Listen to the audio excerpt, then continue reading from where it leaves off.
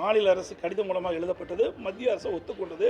அதுக்குண்டான ஏற்கனவே அவர்கள் வந்து அந்த கைட்லைன் படி தான் பணம் கட்டி தான் பணம் செலுத்தி தான் அந்த ஸ்டீல் பிளான்ட்டுக்கு தேவையான நிலத்தை கையகப்படுத்தினாங்க.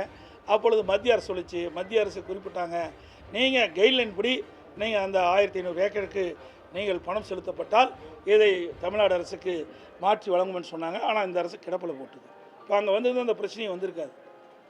இதெல்லாம் அதிமுக ஆட்சியில் எதை கொண்டாந்தோமோ அதையெல்லாம் இவர்கள் கடைபிடிப்பதே கிடையாது, தொடர்வது கிடையாது.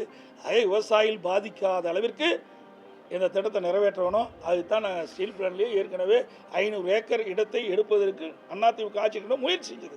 மத்திய அரசு இசைவு கொடுத்தது, அந்த ஸ்டீல் பிளான்லாம் நாங்கள் கொடுக்கணும். ஆனால் இவர்கள் அதை கண்டுகொள்ளவில்லை. அதனால் விவசாயிகள் இன்றைக்கி போராட்டம் நடத்திட்டு இருக்காங்க.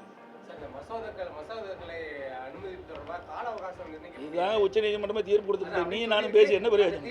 சொல்கிறத கேளு, உச்சநீதிமன்றம் தீர்ப்பு கொடுத்துட்டுது. அதுக்கு பிறகு நீ நானும் பேசி பிரயோஜனம் கிடையாது. அதனால் இந்த பயணம் இல்லை. அனைத்து ஊடகங்களுக்கும்